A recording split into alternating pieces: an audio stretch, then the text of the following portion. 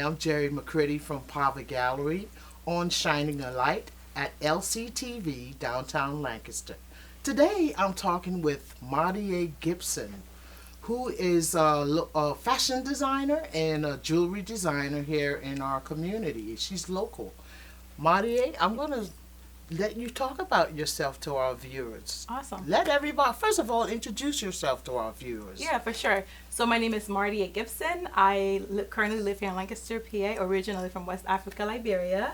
I've been in Lancaster since 2008, and I've, went to college in PA and started a business, and now, I'm kind of just moving along that path with developing my business. So, yes, yes. And I first learned that you started your business right here. You started your first advertising right here on Channel 66. I sure did. So back in the day, I was in college, and that was when the Ebola outbreak happened in West Africa. And so I started to hand make earrings and necklaces, and I would sell them and send the proceeds over to Samaritan's Purse. Mm-hmm. So I was able to get interviewed here at LCTV, and that kind of... Who was the interviewer? I believe it was Diane Davey. Oh, good old Diane Davey. Yeah, so she did that interview. It was really fun. I had some of my pieces here, and someone actually sent me that video a couple of months ago. It's on YouTube. So so it started here, and then with that, I did a fashion show at my school, and then we made some proceeds, and we sent it over to Samaritan Purse that went to Liberia to aid with those who experienced the Ebola outbreak. So that's how it started. Nice. So what kind of fashions do you do? Well, mostly African. So it started with me hand making African jewelry using fabrics. Because my mom would sew, and then there'll be scraps that she would throw out, and so I'll take those scraps and cover buttons and make earrings, or braid them and make necklaces, or cover them wooden bracelet and make bangles. And so I started to do that, but then the business really did grow after a while. So then I started to incorporate other things where I would have family members send me jewelry from back home, and then I would just add them with pieces that I actually handmade, whether I painted them or covered them with fabric. And that's just kind of how the business started, and I was growing to other things. All so right. Well, what about the hair design? It's like you got so much talent under Oh there. man, yeah. So I'm also a licensed cosmetologist. So I do hair and makeup as well. I work out of a salon in Smoketown, PA. So I do all hair types. And then I started out again in college, because where I went to school was a little remote area. So we had to do our own hair. And so I would make wigs for my friends. I would make wigs for myself. And then that just kind of grew. Now it's really expensive and time consuming to make wigs. So I just sell them. But what I do is I custom color wigs for people. So if you had like a black piece of wig or something straight and you wanted it curly, then I'll put some color and some highlights or some curls in it. And I also do weaves, just everything. And highlights. do you work on the natural hair, like if I was to go in there and do something? Definitely. So I do natural hair. One of the things I really focus my salon business on is catering to parents who have adopted kids or who are foster parents, trying to help them teach their kids or their children how to take care of the natural hair. So that's big for me. My heart is really there because I love my natural hair. I'm a natural girl, even though I wear my hair straight a lot of the times, but I do tend to educate them and even help them. I have parents who will text me, call me, and like ask for tips. So I really keep a relationship with my clients. So I do. Nice. And as far as for the African fashion, do you do shows? Do you have any fashion shows in the community with anybody in the community? Yes. So last year I did do the African American Alliance. They had a fashion show back in February, and I participated in that. I was, to do it this year, but unfortunately there's been some things in my family. We lost our house to fire, so I lost a lot of my designs and stuff like that. So I'm not participating this year in next year in the fashion show, but I will be a vendor. So I will have some of my pieces that I've made. I recently had some pieces sent to me from Ghana, Liberia, so I will be selling those pieces. So I won't be in the fashion show in February, but I'll be a vendor, so I'll still be there. And I hope you don't mind if I touch on this for a little bit, just briefly, for any of the viewers who's watching. Mardia's home, your home got burned. So, but they're bouncing back, right? They're bouncing back, and Strong lady. Yes, yes, man. So how? Tell me some. Where do you get your inspiration from? What My drove you to do fashion design?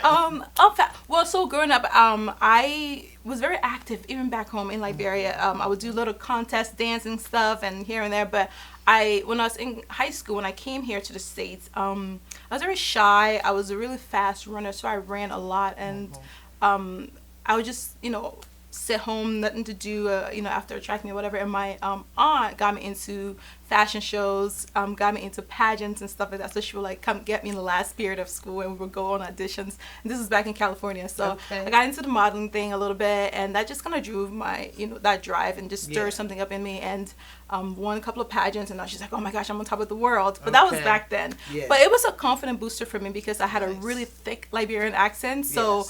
Me just modeling and not talking and just walking a runway, for me, that was everything, because no one could judge me on how I sounded, or they couldn't hear me, and the questions, what did you say, or said that again, that was always frustrating. But when I was on the runway, it was just so much confident, and that kind of really helped me. So being an immigrant here in Lancaster, doing the fashion, doing the hair, what are the races? Do you do any race, or is it just for African Americans? No. Okay. So the hair business, I do all hair types. So I highlight, I color, I cut. I'm a main, well, I shouldn't say a main, but I'm an excellent cutter. So I'm really good with the scissors. I love to cut hair. So I cut. I'm really good with like my highlights. I love to give ladies volume. So that's something like a lot of the ladies come to me for. But no, I do all hair types. So I even do boys. Awesome. I even do guys' hair. I don't cut a lot of guys' hair, even though I am able to. But I braid guys' hair, locks, twists, all those good stuff. I do. Yeah. And how easy was it to get into this business here in this community? Well, my mom also is a hairstylist, even though she doesn't, practice work in a salon out of a salon, but she kind of was my inspiration. We're just doing hair and just been watching her, learning from her. She worked for other people, and I almost didn't want to do that when I graduated, but I did have a great opportunity to work at an awesome salon. Oasis Hair Studios. Love them. Is that here in Lancaster? Here in Lancaster, yes. Shout out to Oasis. Yeah, to Oasis, yeah. I was given my first opportunity by Rick. Amazing hairstylist. Nice. He's been in the game forever. I remember just walking in there and just saying, I'm in cosmetology school, like, I'm going to graduate. When I do, can you? And he was so gracious. He took me in and just kind of really helped me out with growing. And then one or two things happened, and I just kind of fell away and did other things. And then I was just like, I really want to work as a hairstylist. I love it. It's very therapeutic for me, just playing with hair, cutting hair. And I just, another friend of mine reached out to me, and she said, hey, I have a space here in the salon. Let's go into this together. And we started working together. And now, we're in Smoketown. Yeah. And what were some of your struggles getting into the game? Yeah. Again, I guess making connections with clients. Making that connection with clients. Because I think I was really blessed that I got in the game right after I graduated. So like I said, Rick was a great blessing to me to get right into the game the second I graduated. So my feet was wet right out of cosmetology school. I was in it. But just making clients and having them stick. I think a lot of the times people came and thought, oh, I don't think she could do my hair. And then Rick would say, and then Rick would say, Marty, she'll do it. She'll cut your hair. And then just to see that after a while, and I was like, oh, I got this. I can actually do this. And or I don't know if she can do my highlights the way I want. And he was like, oh, I don't know if she'll perm my hair. So I've had experiences like that people thought, no, I don't think she can do it. And then I came and I nailed it. And I'm like, okay. I bet you they came back. They sure did, yes. So those, and when moments like that happen, I think that just boosted my confidence and that kept me going and gave me that drive that I can do, all hair types. Yeah. And what about the makeup? How do you, what kind of skin types? I mean, what do you see in a person when you're putting the makeup on? I think is learning color scheme and what colors your eyes, what make your eyes pop and what makes your skin glow. So just understanding that from the get-go. And I think that was something that was really key in cosmetology school because, we can just all get up and experiment on ourselves. But if you want to do it makeup for other people that's, you know, different than your skin type or skin tone. You really want to pay attention to color details and stuff like that. So for me, I do, you know, whenever I'm given the opportunity, I'll do any skin type or complexion. What about like, for instance, you know, there's these people who they do makeup for Halloween outfits, or if they want to be another person. Do you go that deep? No, into it? I don't think I am that extreme. Like, I'm not at that level yet. I'm not very detailed with all of the, you know, creativity. So I just stick to, like, you know, a little soft glam here and there. I do a lot of like homecoming stuff. I've done 1 or 2 weddings here and there in Lancaster area. I did some bridesmaids for my cousin's wedding in Canada. So just things like that. Yeah, I do it, and I do really nice updos. That's another thing too. I learned from Rick. Like wedding updos. Okay. Okay. Yeah. So, what is that? I have no idea what that is. It's like when you do the bride's hair, the bridesmaids, and you curl the hair, however, and you pin it up, and just you know, make you look all. Do you do wedding outfits in African attire too? If somebody was to say, somebody in Africa, oh, I want to wear my tribal African attire wedding, would that be something like the hairstyle? Yes. Yeah, so my cousin got married. While her outfits weren't African, her hairstyle looked more like it, and so I provided the hair for her engagement picture, which that was like an African theme, the war African for that, and then I did her hairstyles for both her outfits, because, you know, we have to do like the traditional look kind of thing and an American look at African weddings. So I did do her hair for both her white outfit, like her white wedding outfit, and her African outfit. So yeah, I could. And you braid hair too? I braid, yes. I braid hair. Hair braiders out there. She's a very good hair braider. I've seen a couple of her work before too. Yeah. So, Mardia, I want you to please share with me, again, as an immigrant living here in Lancaster. For me, I'm an immigrant, and Lancaster's been so good to me, so wonderful. You know, owning Private Gallery, going through the same thing, like trying to get clients, and I've had most of my supporters here from this community. How has it been for you with the community coming together as a whole to support your business? It's been great. It's been great. As an immigrant. As an immigrant, no, it's been great. I think the beautiful thing is when we have shows like the One World Festival, which I've been a part of since the beginning, back when it was called the African festival downtown. We had a downtown. Just the pop of colors that my table brings, the fabric, you know, all of the beautiful things, you know, the culture. So all of that draws people in, and then you get to hear stories of, oh, I've been to this country, or my daughter, you know, is married to this guy from this country. So then that kind of makes a connection, and it almost feels like, oh, I'm going to support you because I have a connection with you. Gotcha. So when it comes to the jewelry pieces like that, when we do like when I do vendors and different shows, and I'm a vendor, I get a lot more support from the community, from local Lancaster community. It's beautiful. I try doing online. I do have an online shop, but the presence is not very heavy. I don't really press for that. I look more for local events. I used to do First Friday. I don't, you know, really anymore, because Friday is really busy at the salons. So I don't do First Friday as much, but I do other vendoring stuff in the community. How many clients do you do in a day, like in doing hair? It all depends on the style, because if I'm doing braids, it's going to take several hours. If I'm doing highlights, depending on the length, the density of the hair, that'll take a while. I could do up to 3 or 4 clients a day, and then it just depends too on the season. Right now, this week, next week is going to be super busy because it's Christmas. Valentine's that week before, that's going to be busy as well, and then things will dial down to summer when everyone gets the highlights. So when the people are looking to get the highlights in, it gets busy again.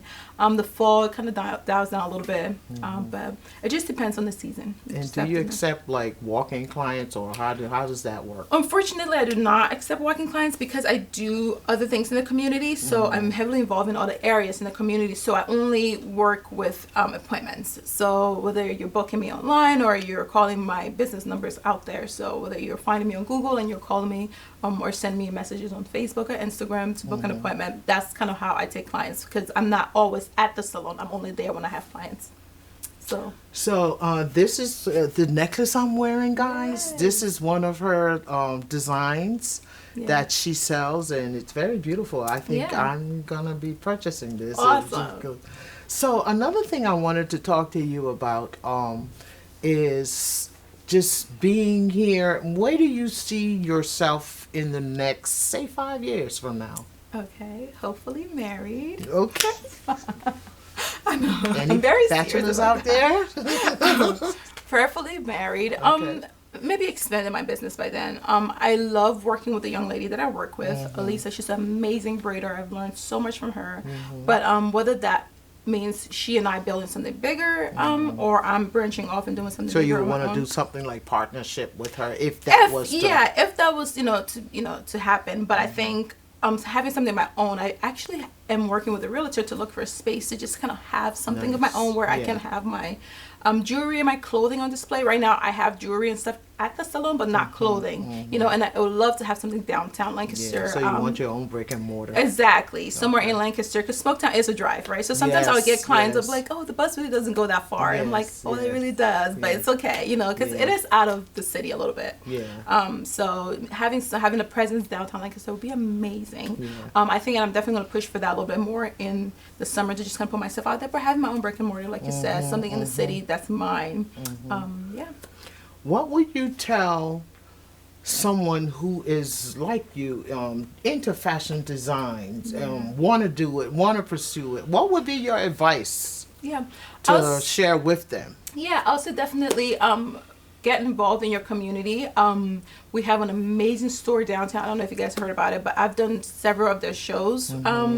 And I model for them here and there as well. At the time they were called Pappy Gala, I think, but their name has changed. So I've been really involved with like doing modeling and stuff with them. From there you get ideas. You get to feel, you're backstage, you're feeling the fabric, you're understanding how to pair things together, and then that creative juice starts to flow, and then you're able to branch off and do something of your own. But definitely get involved, ask questions.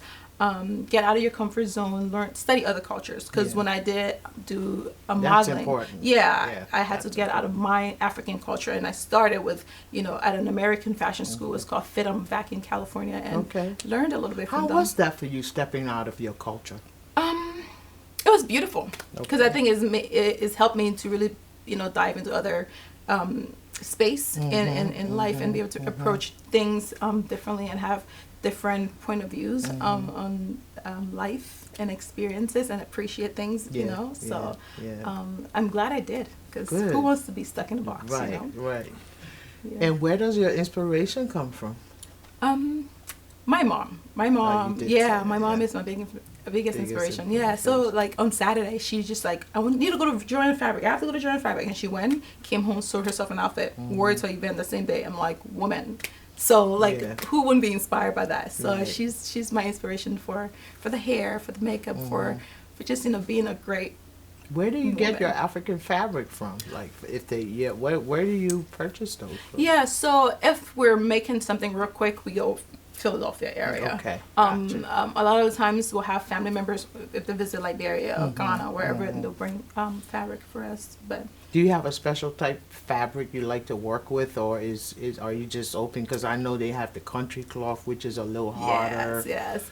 Well, I actually haven't worked with a lot of country cloth. I do have a dress that's country cloth, and because they're so expensive, and like you said, they have to spin those and make them, specifically for if you order them. So I really don't have a lot of experience with the country cloths, but just the regular wax Liberian fabric, or the lapa. Yes. So I have several lapas, so I just wear my lapa around the house sometimes. Nice. So what would you share a message of inspiration to our viewers out there?